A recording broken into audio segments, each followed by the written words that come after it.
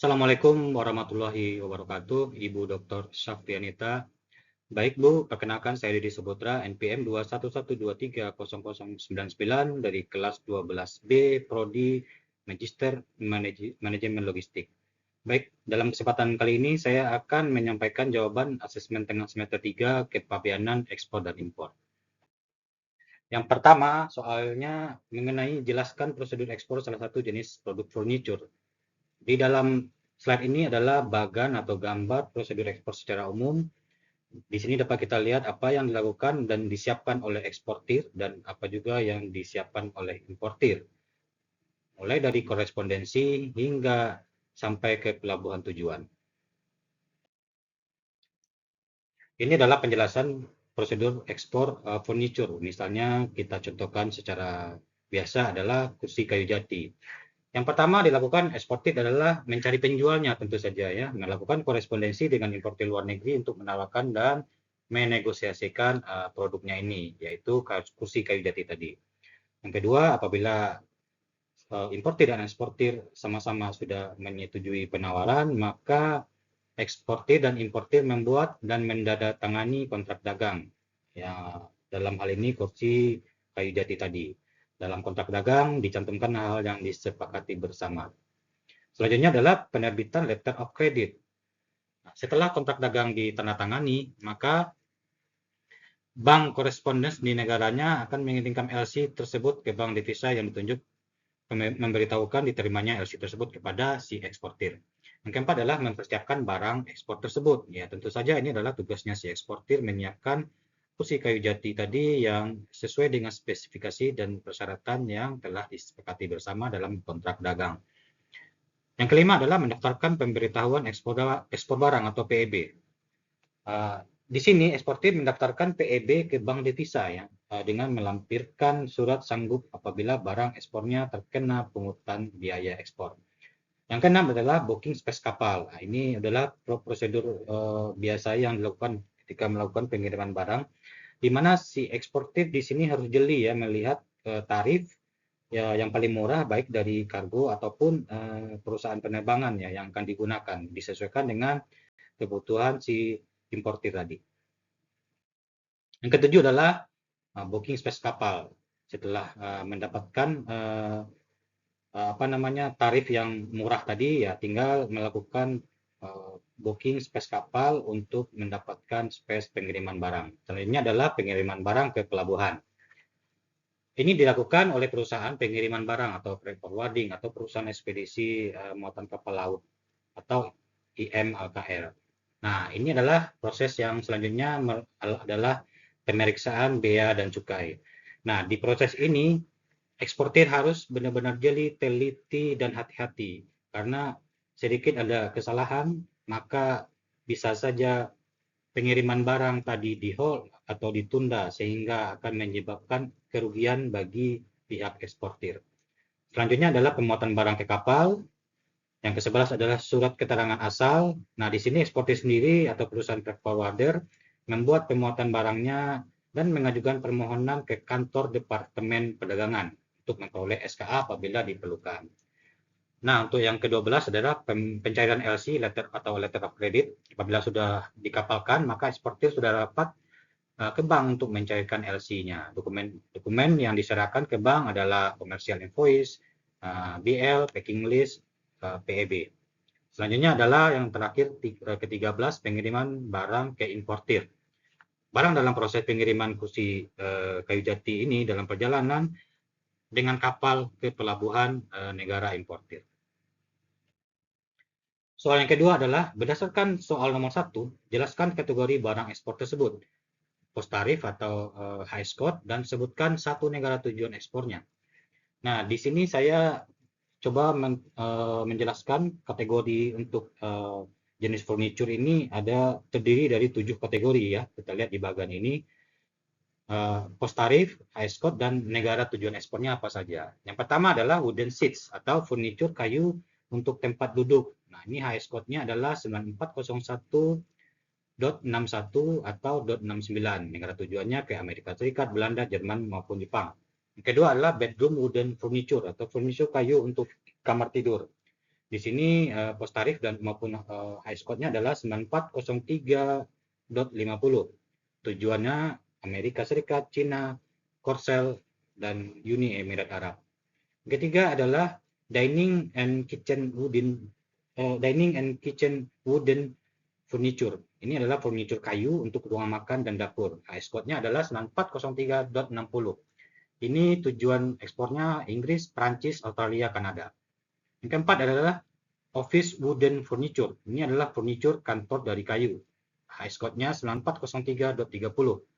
Tujuan negara ekspornya adalah Amerika Serikat, Singapura, Malaysia, Vietnam. Yang kelima adalah garden or outdoor furniture. Ini adalah furniture taman dari kayu jati. High score-nya 9403.60.90. Tujuannya Belanda, Jerman, Italia, Swedia.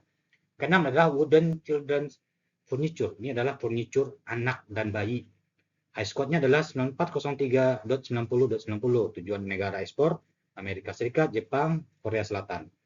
Yang ketujuh adalah parts of wooden furniture. Ini adalah aksesori furniture dan bagian-bagiannya.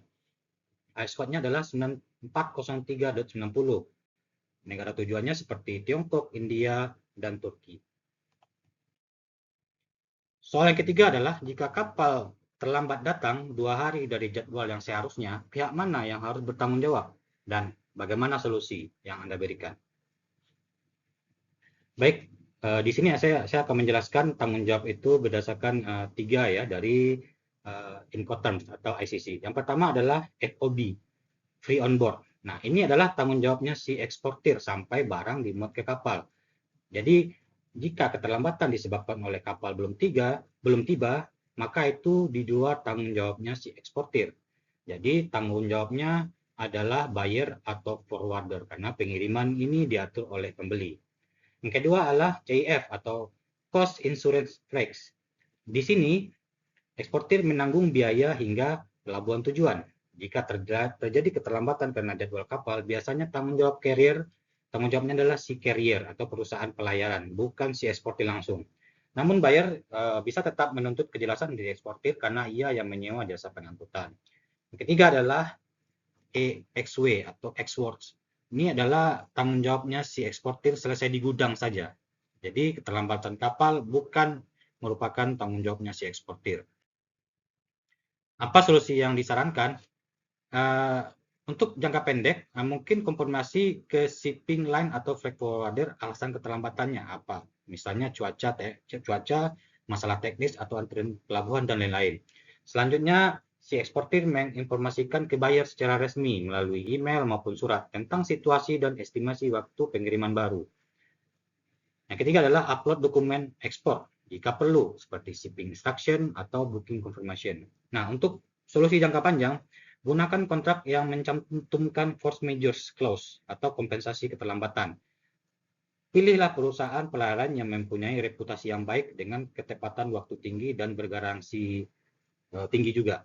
Tambahkan buffer waktu ya di surat perjanjian kontrak, misalnya waktu 1-3 hari saat penyusunan jadwal ekspor.